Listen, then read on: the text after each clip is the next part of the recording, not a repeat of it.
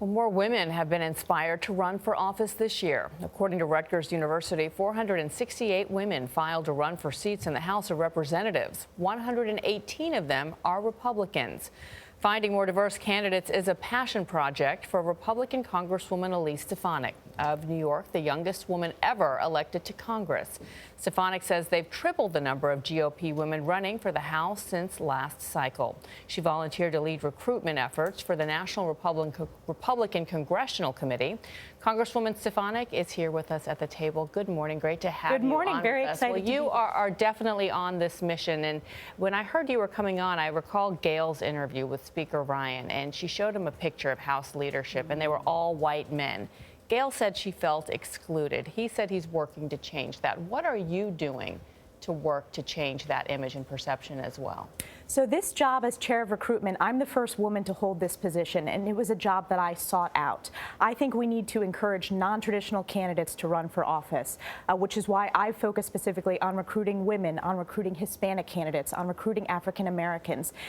In my experience, I was not recruited to run for Congress, so I understand that we needed to think more broadly. And I often think non-traditional candidates in this political climate are the most effective members of Congress and the most effective candidates, particularly in swing districts. So this is a positive news story. It's great to see women running on both sides of the aisle. We're more bipartisan, and we need to increase our numbers in Congress to be more reflective of the population at large. Women are more bipartisan, you say? Absolutely. So I'm in the top 10% of the most bipartisan members of Congress. That's something I'm proud of. That's something that I ran on. And if you look at our voting records and the bills that we introduced, women tend to be more bipartisan than our male colleagues. It seems, though, Elise, that in Congress right now, everything is so tit for tat. It's us against them.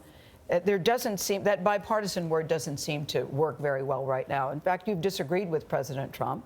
And I'm wondering how you navigate those waters. So I represent the North Country. I represent a district in upstate New York, and I have to appeal to swing voters. And it's very reflective of my political philosophy. I think younger people tend to want to reach across the political divide.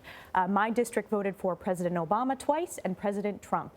So, I focus my campaigns on not just reaching out to Republicans, but Democrats and independents. And I try to put forth common sense policies that appeal to both parties. You've disagreed with him about tariffs. You also don't think Scott Pruitt should have the job he's done. You've also spoken out about how it's being handled with the immigrant families. Have you heard from him when you disagree?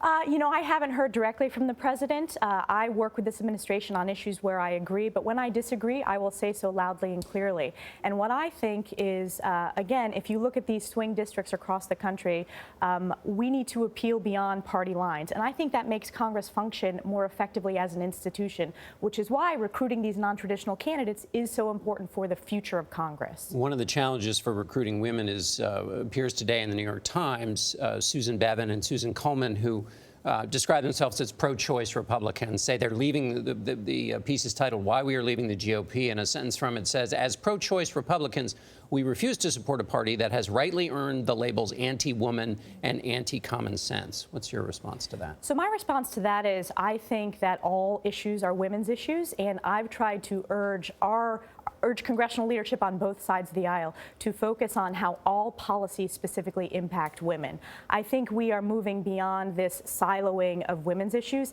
Tax policy impacts women, economic confidence, manufacturing, agriculture policy, veterans care. So I disagree with that assessment. They obviously have the right to take that position, but I think my leadership shows that women care about all sorts of issues in the district that I represent. Democrats are accused often by conservatives of being a party in which you can no longer be against abortion rights. Do you think that's the case, and is that somehow an opportunity for Republicans? So I think we're seeing the Democratic Party shift further and further to the left, not just on that issue, but on a number of issues. We're seeing this play out actually in the Democratic primary process in my district. I'm facing a very crowded field of Democrats. And I think when you look at, again, swing districts in the country where you need to appeal to independent voters, that's going to be a challenge for the Democratic Party. In those swing districts, women voters are very important. They are having, as Republicans tell me, trouble with this president. Mitt Romney wrote a piece about how he balances supporting the party and presidents. He said, I have and will continue to speak out when the president says or does something which is divisive, racist, sexist, anti-immigrant, dishonest, or destructive to democratic institutions. How can Mitt Romney use those words to describe the president's actions How does that square with the fact that you're trying to get women to vote and participate who have trouble with those very same words Mitt Romney used? So I think women in my district voted for President Trump, and there are many congressional districts where that's the case across the country. I do agree with Mitt that he is running to represent the people of Utah, just like I am running to represent 700,000 constituents in my district. That's who I work for. That's who I need to make sure that I advocate on their behalf. So I have a very similar position in that I work with this administration on a number of issues where I agree, but where I disagree, especially sometimes with the tweets and the rhetoric, I will say so. And I think we need those types of role models in Congress. Well, tomorrow's a Democratic primary going up against you. Who are you pulling for? You know what? It's great to see women raising their hand and running for office. Yeah, you could be facing a woman in November. And this is a tough political climate. I experienced that. I think all elected officials experience that. And I give anybody credit who is willing to step into the arena. We need more young voices and we need more women's voices. All right, it's nice to see you in person after Norah did the story on you. I know she's sorry she wasn't here at the table to see you herself. Well, it's an honor to be here. Good to have you here today. Congresswoman Stefanik, we thank you again.